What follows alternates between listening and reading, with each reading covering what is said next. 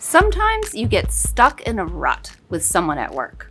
A boss, a coworker, a direct report. Perhaps there's bad blood between you, or you simply haven't been getting along, or you never seem able to get past bland pleasantries.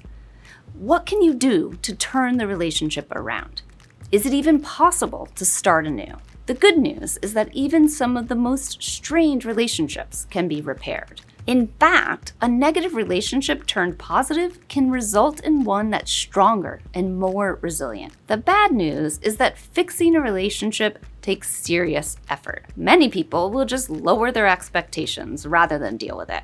But the hard work is often worth it, especially when your productivity and performance are at stake. Here are some tips on how to fix a broken work relationship. Susan David, author of the book Emotional Agility, says there are two ends of the spectrum when it comes to relationship problems. You may be on what she calls the overcompetent end of the spectrum, where you're just in a rut with the other person and your relationship never gets past the polite, daily, "Hey, how are you?" On the other end of the spectrum, you may be what she calls overchallenged, where you're actively disagreeable with each other, always walking on eggshells and never seeing eye to eye. Once you've determined the type of broken relationship you're dealing with, you can start taking steps to repair it. To move forward, give up being right. Step 1 may be the hardest hurdle to get over, but it's essential if you're serious about putting the relationship back on track. You need to put your ego away. We often get fixated on who's wrong and who's right, and let's face it, we all picture ourselves as the one who's right? But you can't start to repair the relationship with that distraction hanging over you, even if you are indeed right. Yes, this requires being the bigger person, but Susan David has a fun suggestion for helping you do this. She recommends imagining the other person with a big fat sticker on their back that says, "I'm wrong." That way, you don't have to point out that they're wrong. You already know it. Then you can just focus on moving the relationship forward, not backwards. Resist your tendency to analyze every negative detail of what's happened in the relationship. Who said what did they say, why did they say it? This kind of rehashing generally isn't productive. Instead, if you must look back, focus on what, if anything, worked well previously. What, if anything, you like about the person, and especially what you want from the relationship. If the relationship has never worked and you truly can't find something you like about that person, focus on the last part, what you want. That will allow you to get things moving forward. And as Susan David says, take a solution-focused approach, not a diagnostic one. One skill that will really help here is empathy. It's the foundation of all healthy work relationships. You make room for emotions like curiosity and compassion by asking yourself a series of questions about your coworker. How do they see things? Are they feeling embarrassed, put upon, misjudged, or misunderstood? What do they want from the relationship? What do I not know or understand about them? This internal work to see your colleague in a different light will help you begin resetting the emotional tone of your relationship. Then it's time to act and engage with the other person. Find common ground, literally and figuratively. When you approach the other person, be sure it's on neutral territory, not at one of your desks or offices. Consider going out for lunch or having a virtual coffee date.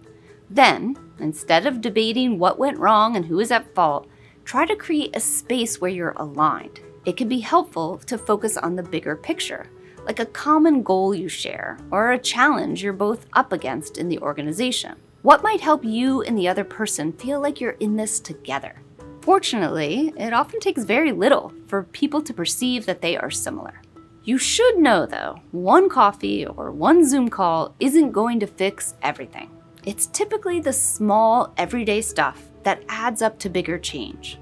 Susan David explains that the real shifts in relationships happen less in those watershed moments and more in your everyday actions. Sitting down and talking is helpful, but it's not where the real work happens. You need to make an effort to change the tone and tenor of your everyday interactions. Show, don't tell. Overall, rational arguments are not going to win the day here. Brian Uzi, a leadership professor at Northwestern's Kellogg School of Management, says you shouldn't try to convince the other person that you're trustworthy by talking about it. Instead, demonstrate it. One smart way, Uzi says, is to offer things to the other person without asking for anything in return. This will activate the law of reciprocity and encourage the natural give and take that's a part of most healthy relationships. And be sure to keep your word, as being true to things you've promised will continue to deepen the relationship and prevent it from slipping into mistrust. Another way to build rapport is to ask questions, says leadership coach Caroline Webb, especially questions that get beyond the daily, "Hey, how are you?" People always find it rewarding to talk about themselves or share their opinions. The trick is to move beyond factual questions like, "When's the presentation due?" to what Webb calls quality questions. Instead of asking, "How was your weekend?" ask what your colleague did specifically and follow up with something like, "That's interesting. How did you end up doing that?" If you don't have a personal relationship, ask questions that signal you value their opinion.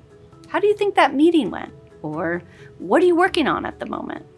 The goal with these questions is to establish that figurative common ground, a shared psychological space that's less about either of you and more about creating a connection. Give and receive feedback. This tactic isn't always possible, but if you've made fruitful steps toward repairing the relationship and you think your colleague is open to it, you might want to give them some feedback about the process. You can share observations with the intention of improving how you interact in the future. People don't always know how they come across, and if your coworker's behavior with you is something that regularly gets in their way professionally, you may be giving them news they can actually use and will appreciate. Focus on behaviors that they can control. Describe how they affected you and your work together, with the aim of supporting change. Your carefully framed feedback may help them develop greater self-awareness and increase their effectiveness. And of course, be open to hearing feedback yourself. If you're seeing some things that your colleague might change, chances are they'll have their own observations to share with you. Okay, let's review. Work is not a perfect place, and humans are messy. But when we don't get along with people at work, it doesn't have to be scary or threatening. We can take steps to mend the relationship, and often rough patches can result in stronger, more resilient relationships. In the process, we learn about each other and ourselves as we make the next conflict less likely to occur, or at least easier to manage. Principles to remember. Here are a few things you should do. Restore trust by offering your coworker something they want or need. Talk about your relationship on neutral ground. Make subtle shifts in how you act toward your colleague. This is where the real change happens. And here's a couple things that you shouldn't do. Don't get stuck on who's right and who's wrong. Instead, focus on moving the relationship forward. And don't assume that things will change immediately. Repairing relationships can take time. Thanks for watching. All of the strategies I've shared are from HBR articles linked in the description. Do you have advice about fixing broken relationships or a topic that you want me to cover in the future? Comment below. Bye for now.